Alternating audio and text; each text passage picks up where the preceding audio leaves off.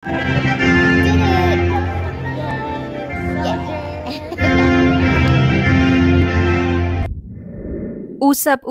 nga ngayon sa social media ang tungkol sa isa sa mga coaches ni Carlos Yulo na si Hazel Calawot.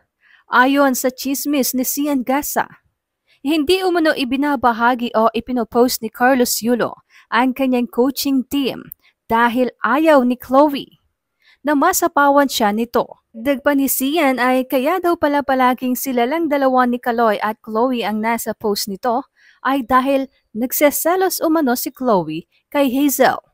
At sino nga ba si Hazel at ano nga ba ang naging ganap niya sa naging tagumpay ni Carlos Yulo? Hindi talaga basta-basta ang naging paghahanda o training ng ating Filipino gymnast na si Carlos Yulo para lamang maabot ang kanyang kasalukuyang tagumpay at makapag-uwi ng 2 gintong medalya sa Paris 2024 Olympics. Kinailangan din ni Carlos ng tulong mula sa iba't ibang eksperto at coaches upang mapanatili ang magandang performance.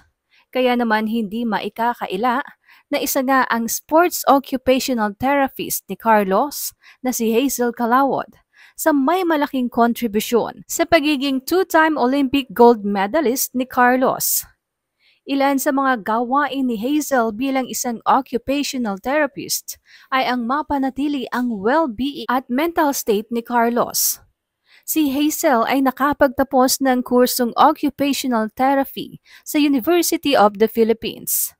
Kumuha rin siya ng kursong ergonomics and human factor sa Harvard University.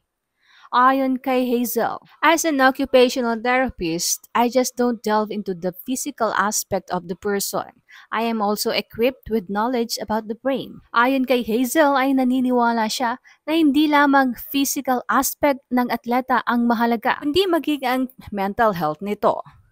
Despite the physical aspect of being an athlete, a big battle within them really is how they are going to gain that momentum mentally. Maliban naman sa pagiging graduate sa UP ay Harvard Certified Human Factors Specialist din si Hazel at Australian Licensed Therapist din.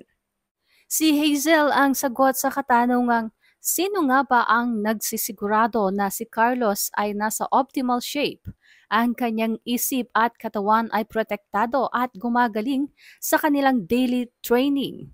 Ito ay wala ngang iba kundi si Hazel Calawot, with almost a decade of professional experience.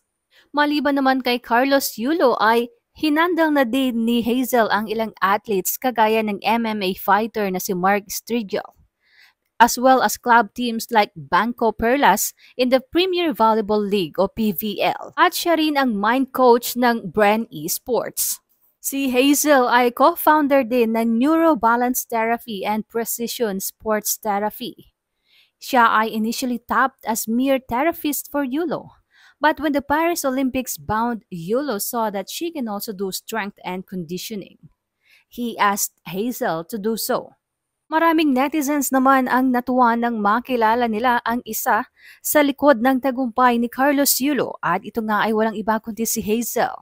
Napakomento pa nga ang ilang netizens. Ayon sa isa, siya dapat ang kasama sa mga interviews ni Carlos, hindi yung jowa, kasi yan ang kasama niya na naghirap sa training. Dagdag pa ng isa, totoo naman kaya ang chismis na yan ni Christian Gasa o baka naman ginagawa niya lang ng issue ang girlfriend ni Kaloy at ang coach nito.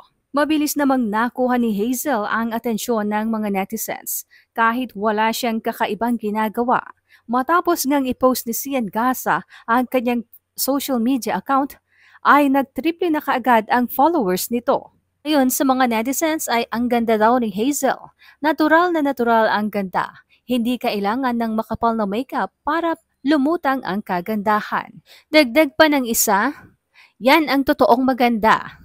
Mabuti pa kung iyan, talagang wala na tayong masabi pa. Walang binatbat dyan si Goldie. Sa kanya dapat ang credits o kung hindi man sa kanya, dapat kasama siya palagi. Dahil napakahalaga ng mga therapist sa mga atleta. Siya talaga ang may malaking ambag kay Carlos Yulo at hindi si Golden Girl. Kung makaasta kasi si Golden Hair, parang siya ang may gawa sa lahat ng ano. Ganda nung occupational therapist niya. She also deserves gold for conditioning our golden boy before competing Olympics. Ganyan dapat ang mga article. Yung tunay na may ambag sa paghubog kay Carlos ang finifeature. Low profile yung girl, hindi katulad nung isa pa-epal masyado. Diyan mo makikita na may breeding yung babae unlike nung isa, feeling gold.